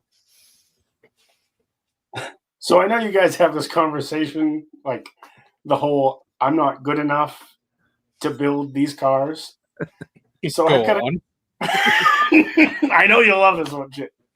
So I've got a couple of old AMC Rambler wagons that right when I got back into the hobby, I'm like, oh, they make all kinds of AMC stuff. Oh, it's really expensive. Okay. So I bought 2 of these Rambler kits, and they're in a box. They've been in a box for 3 or 4 years now, and I'm not good enough to build them. But I will at some point build them. And that's kind of where I haven't ventured yet into the classic car builds, I guess. I've built one 55 Chevy. I've never built a 57 Chevy, a 56. Like, American classic cars, really, they just don't do it for me really that much. The 55 I built as Mike Finnegan's Blasphemy. Okay. Oh, okay. And then I sent it to Finnegan, and he opened it on his YouTube channel. Oh, neat. Thought it was great, and I'll never see that again. But whatever. But that's the only 55 I've ever done. I just don't do American cars like that. I don't know. I guess that's the one genre that I don't need to build, I guess. Yeah. That Pro Mod Camaro is the only Camaro I have. I built a GT3 or GT4 Mustang, whatever the new to me is. That GT4. GT4. That's the only Mustang I own. I just don't. I don't know. American cars just don't do it. Yeah, American trucks and foreign cars. Yeah. So, direct all hate mail to Down there. Unless it was built by AMC, and I love AMCs. I had a Javelin for a while. Oh, neat. So you probably went crazy when Andre made all those AMCs, right? Oh, yes. Yeah, because I spent the big money and bought a couple of the originals. Oh, That Pro Mod AMX is one of the original Johan kits that I'm just like, yep, hack. Didn't care if I cut it up or not. Didn't bother me at all. I still have lots of those parts left over, and that's what I wanted to do to it. I cut up a Mang F350, and I used very little of that kit too, and that's a $400 kit most days. That's a neat truck. This one, that thing. I was another one. Was that in an unleased? No. Just seen it on your Instagram page, but I saw it. I was like, oh man, that thing is super cool. Thanks. And you're right. That's an expensive, rare kit now. Right. And I've got most of it still left in the box. I'll say Where that's does the just service bed come that's just what the cab of the interior, right? Everything else is Yeah. from somewhere else. Whose service bed file is that? I honestly don't know. I don't remember where or whose file it was, but it was definitely a 3D printed service bed. Yeah. And what a lot of people don't, I think, you look at that, and you see a lot of 3D printed parts, and it would be easy to say, oh, you just threw a bunch of parts at it. What people don't realize is there's a lot of working of these parts to get them to fit and work in what you're doing. It's not just like they come right off the printer and you just throw it on your model. Like, there's usually a level of modification and to make them work, especially if you start swapping in an engine and a chassis, you're going to do a bit of cutting and hacking on it. And I don't know about you, but I end up, adding material to them in order to make them work within the context that I'm trying to use them.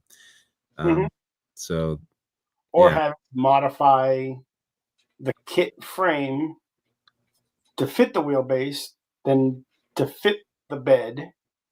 Right.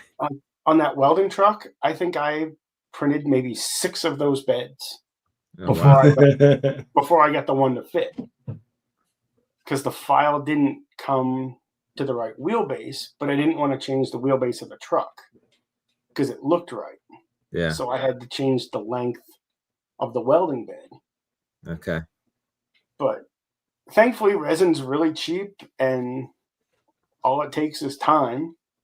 But there is a ton of time in 3D printing stuff. Mm. Checkbook modeling. Oh. Yeah, we said that years ago when turned aluminum stuff started popping up in model cars. Yeah, and resin kits and stuff too. But. Yeah, I give all the scratch building guys all the credit in the world. I can't scratch build anything. I'm just horrible at it. These guys that turn out engines that are scratch built or suspension parts that are scratch built, all the credit in the world to those guys. I will just hit print and play in 3D Builder for a couple hours, hit print, and that's it. Yeah. Well, like I said, I think you're being you're putting a level of effort in it that's still very valuable and difficult too. It's just in a different way. And like you said, there's a lot of trial and error with the 3D parts. There's a certain skill level and talent to being able to manipulate the files in order to get what you want out of it. And it's just a different type of skill set. Yeah. Yeah. There's you're 100% correct. And what I was making reference to is something we talked about last episode, and I think it's because we did see the same sort of. It's all checkbook modeling when resin and photo etch and stuff like that came out. Is that if you haven't done it or haven't, especially if you're printing it yourself, because buying it from somebody else, it usually comes cleaned up already to a certain extent. Might be on a runner carrier to keep it from breaking, but you're not washing it and curing it and all the other steps that go in after you print it. But I think also, because frankly it would be boring if you actually showed the process in real life, is that you go, hey, look, I got this 3D stuff, and then it's like, hey, look at this model I built, and everybody just sort of, who doesn't deal with it, sort of just assumes that oh, it's easy. Yeah, I think you got the 3D stuff, and then he glued that tire on there on that rack, and then he glued the rack to the bed, and oh, look, that's just cheating. I had to build that out of popsicle sticks and Elmer's glue back in my day, and it's like nobody sees that the making the sausage middle part of any project, and I think that gives the idea that that it's easier. It's like PE. Oh, I got 5 sheets of PE. That's not fair. Yeah, but you had to like make the PE fit whatever it was, bend it around whatever it was going, and not kink it up in the process. You know now from doing the Bathing Ape decals, like applying a wrap worth of decals. James knows too, because all the stuff he does, like that's a lot of work that goes into that. That's a day and a half, 2 days worth of decaling. Yeah, it looks nice when it's done, but you weren't there for that the middle part where it was 3 seconds away from flying across the room because the decal split, and now you're trying to piece it back together like a tiny jigsaw puzzle where it won't show in the final product. Like there's a lot of middle ground in projects that don't get shown, and you only see the beginning and the end, and it's easy. Right. Yeah, no 3D printed. Just because you buy something 3D printed doesn't mean it fits or it's what you wanted, or I've seen, we talked about it a little bit, and I've seen it on your Facebook, you fight with a GTR engine and stuff like that. Like, yeah, I bought this file and it sucks, so it's not that it wasn't plug and play. It's none of that stuff is. Even some of the stuff that's designed for it doesn't fit, Right. And after I had got that engine all printed perfect, I painted it, I carbon fibered the intake tubes, I knocked it off the table and it shattered into a bajillion pieces, and start from the beginning again. I was so pissed. Like, and that's what blows my mind about, like, some of these guys spend $20, $30, $40 on a bunch of 3D parts that they're buying, but you're relying on that's going to fit and that's going to go together. You're not going to break anything. Like, and it happens a lot. Like, I mean, I'm pretty ham-fisted with some of these parts, but I break stuff all the time. I'll purposely print 2 or 3 on the same build plate of the small little parts. If I lose one, I don't want to go reprint the whole plate. I'll make a couple extra copies, throw them in a drawer, because I'll break them, I'll lose them. That's the problem right there. So if you're like me and you just bought the parts, then you're like, I've only got one. So right? Say our good buddy John Sweber, when he's doing his race car stuff, and say I've talked to him a number of times, he buys 2 sheets of every set of decals that he buys because he wants that backup set. It's like, I appreciate that. I'm flying with the wind there. I got one set of it works. It works. So tell us this. We've decided to make a Jeep into a hot rod here.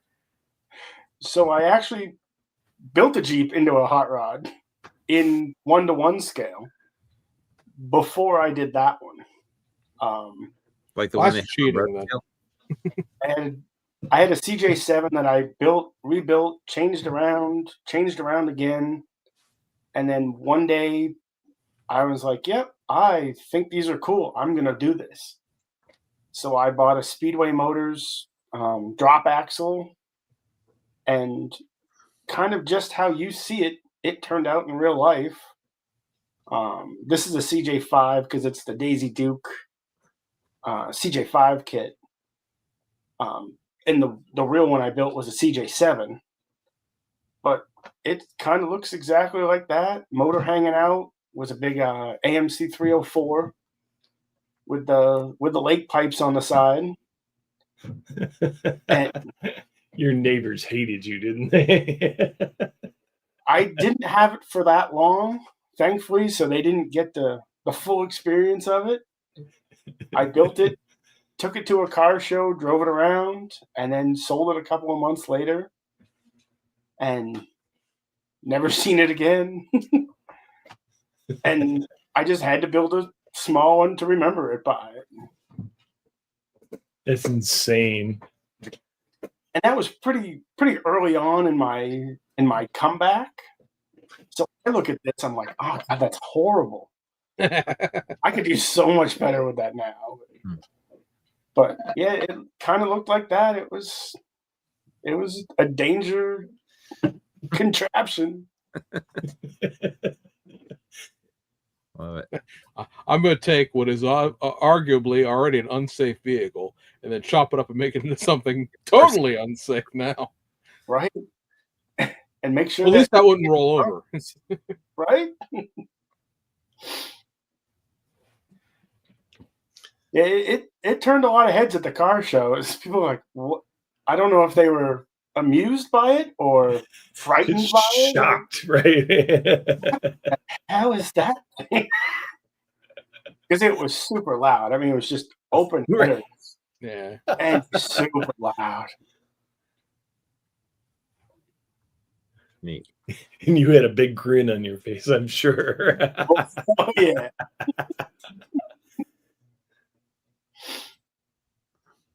Oh yeah.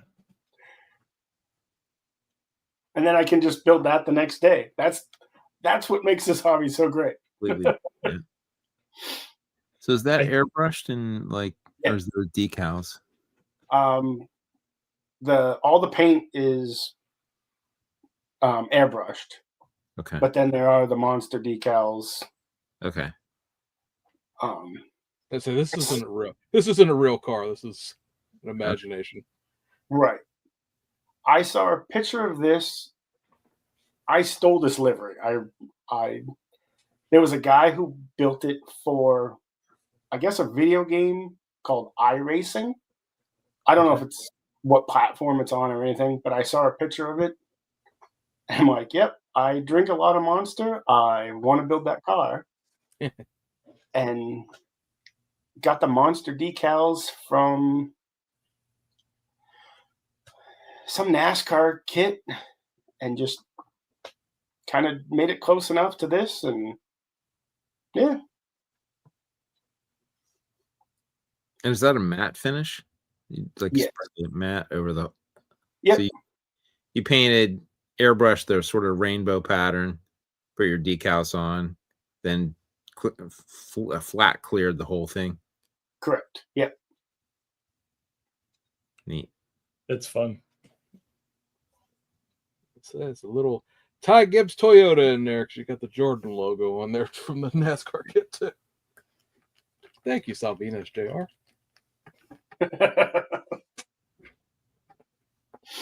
Very cool. I like it. I'm not a very big person on fantasy liveries, but I do like that. Yeah, I didn't know that was a fantasy livery. I saw it. I just assumed it was another one of the, because I mean those cars all have weird, kind of wild paint jobs, and I didn't think anything unusual about it. I didn't know it was a fictional livery, but now I like it even better. Yep. I just randomly came across it one day, scrolling on Instagram or whatever. And like, yeah, that's pretty cool. I like that. Yep, completely made up for a video game. Instagram's dangerous, children. It is. It sends you down some rabbit hole you didn't even know you needed to go down. Right? Palette SS. I noticed we've shaved the door handles off. Yep. The door handles and the bottom scuff panel along the doors. Okay. Other than that, it's pretty stock, minus the wheels. Those were left over from the 63 Impala that I did. I did 2 sets of wheels because I didn't know if I wanted 13s or 14s. So I shoved the other ones on this.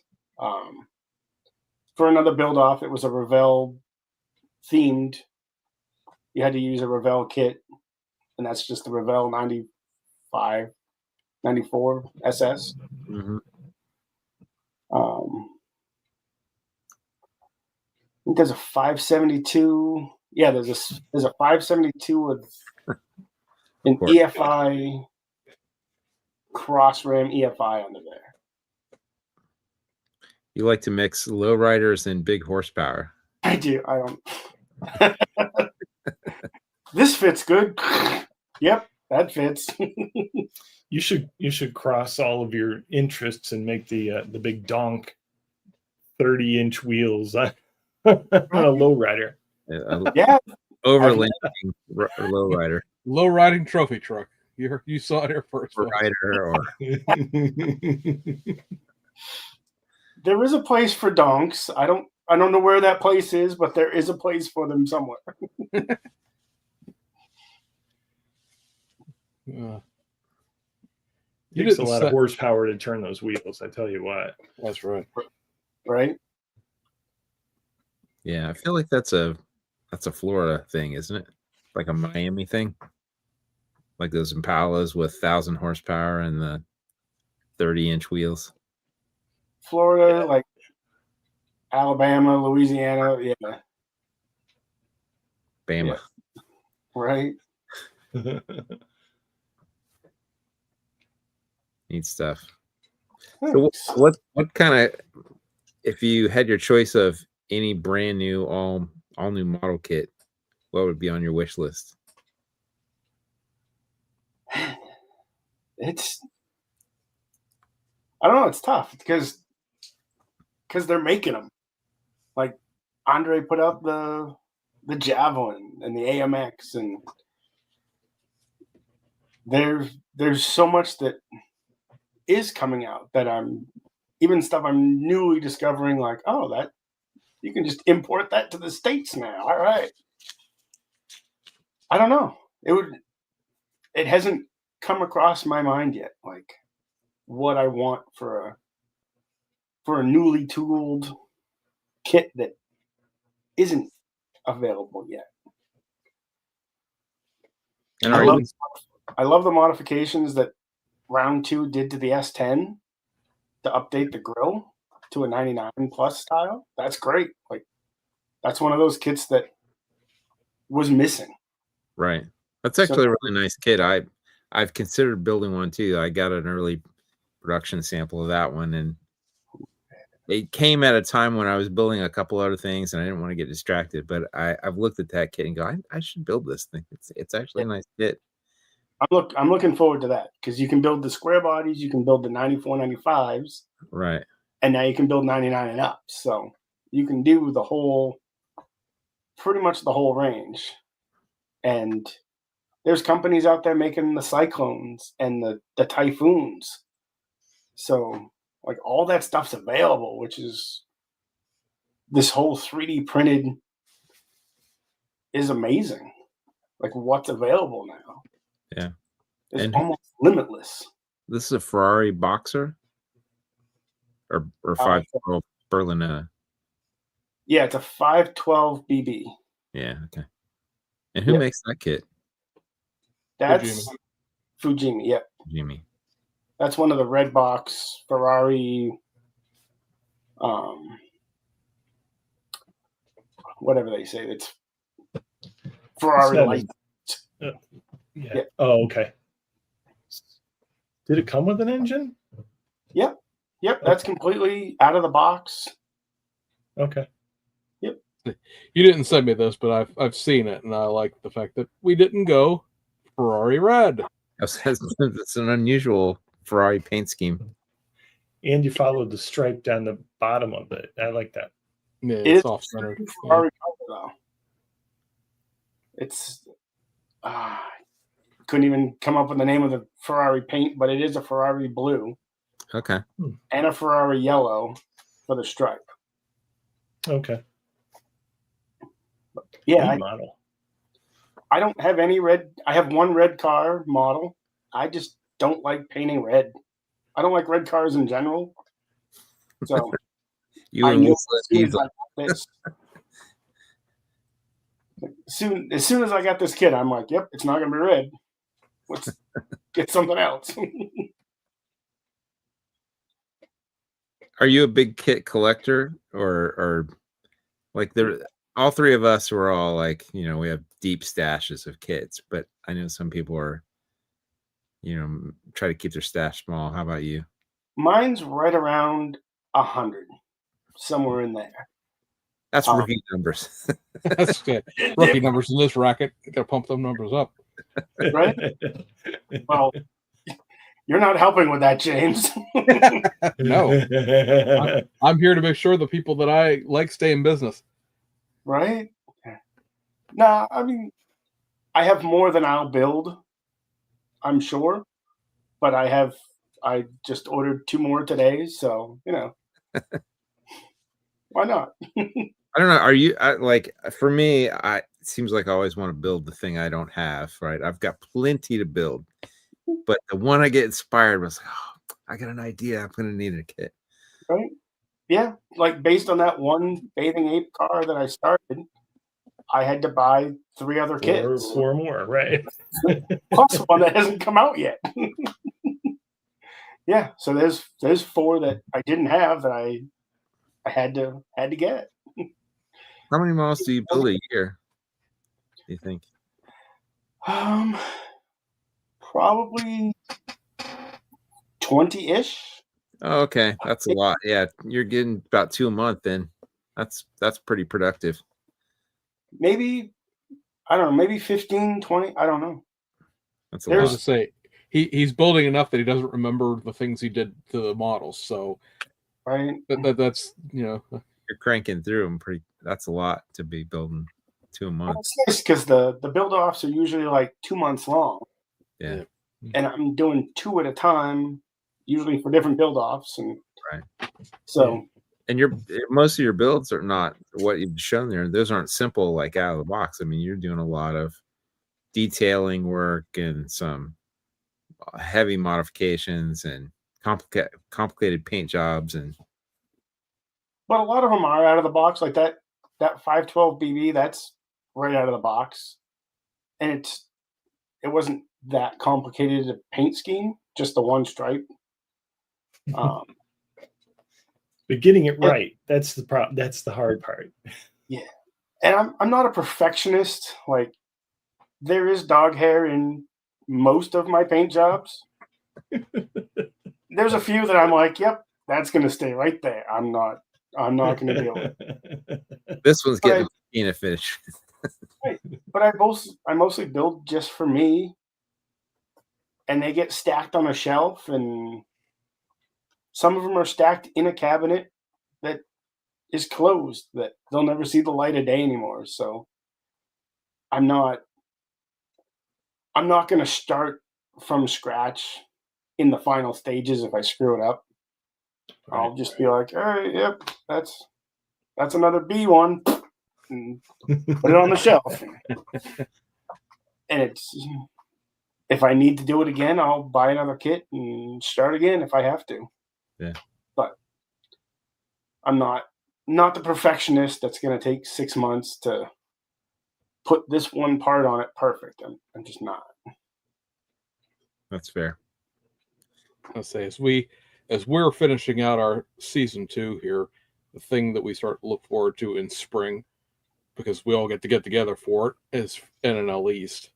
And we touched on it for a second there, but just, as an idea, for somebody who has been NNL East, you were there for the first time. You can never sort of relive that experience because, you've been there once. But like walking into that gym the first time, like what is that, for somebody who's never been there, what is that experience? Because it's, it's a small local show, just a small local show, no big deal, but there's 1,500 models on the table. Like, yeah, it was overwhelming for sure. It just nerve-wracking because it was the first show, like filling out the forms, just shaking away, just I don't know what I'm supposed to put on these forms. I don't know where I'm supposed to put my models. And my wife, who's watching this from the other room, I will say that I'm going in, I'm going to be outclassed. I'm outclassed by all of these guys. Just bring your models. Like, it's such a good time because there is such a range from world-class builds to just your average builds to everything in between. It was great. And I'm not a super social person. I'm not going up to everybody and asking about their models, saying hello to everybody. I knew 3 people in that room, and it was still a great time. It was overwhelming for sure, but to see the class of models on those tables was amazing. because I had never experienced. Oh, other people do this. Like I knew I wasn't alone, Right. but I didn't know there was that many people that cared about these little cars. Yeah. They do. They do. Yeah. Down the sidewalk and around the building. You should definitely feel proud. I mean, there was some really very good modelers there that took note of your work, and we were all kind of standing around, oh man, who's this guy? That thing is really cool. So Who is this guy? Right.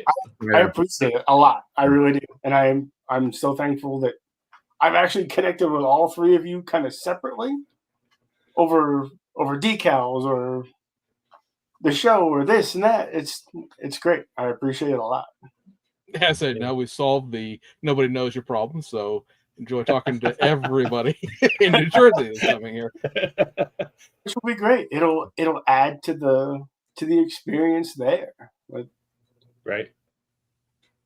So ask this question. You know the question that's coming. It's the end of the show. Ask everybody. You watched all the episodes. there. So, John, what is your Magnus Opus build? So I have prepared my answer for this because I've watched enough of these. And it's stuff that I've been collecting for a while that I want to do a Mitsubishi Fuso transporter with every year Evo on it. Ooh. I've got most of the kits. I actually picked a couple of detail upsets today and some trans kits for some of the Evos, but I want to kind of display 1 through 10 on the Mitsubishi transporter and just kind of have that as a one bulk kind of display. Fun. So that old Nito transporter, not the easiest kit in the world to build. So in for a trip there, and then you've got to try to find an old Hasegawa Lancer and Lancer 2. Or Evo and Evo 2, technically. Right. Which I don't know that they exist anymore. I think Hasegawa might have took it and made an Evo 1 and then made an Evo 2 and then made the Evo 3, which is where that Evo 3 comes out all the time, because they haven't ever reissued any of those kits. I found an Evo 2. Or no, excuse me, I found a Lancer. But an Evo 2 escapes me. I've chased one of those for years now to be able to have them all, and I'm not paying $200 for one. So, and it will probably come down to it's going to be a Lancer 2, like it'll be the Lancer that moved into the Evo. But yeah, there'll be a Mitsubishi display.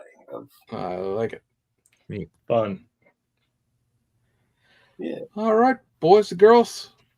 Once again, we have come to the end of the show. I would like to thank Sean and James both for once again giving up another year of their life to this enterprise. Every other Monday, they drag themselves in here, whether they want to or not, stay up past their bedtime. So again, I appreciate them joining me and making the show successful. John, thank you for coming on tonight. Thank you very much for having me. Pleasure meeting you. Nice to meet you. And we will be back. I was going to say thank you, Mr. Duff, for hosting us every other month and putting this podcast together. We couldn't do it without your technical wizardry and it's on display today, no doubt. We tried, huh, Sean? Yeah, with mixed results, right? But how many episodes have we done total now? We are with you on board 34. Wow. We did four before that, so me and James are technically at 38. But yeah, this was 19 episodes this year. We did, I think, 14 episodes the year before with you on, because you came on the week before and an Elise, so it's already April. So together we have done 34. That's amazing. That's awesome. Yeah. Cool. So assuming the wheels don't fall off, we'll hit 50 sometime in the middle of next year. Maybe. Well, happy holidays if I don't see you guys, and then Happy New Year, and look forward to doing something again next year. We shall return in January. Have a Looking great season, forward to guys. Thank you very All right, much. guys. Let's see you guys at East. See you out announced. Yeah. Yeah. See you guys all on the other side. All right. Good night. Good night.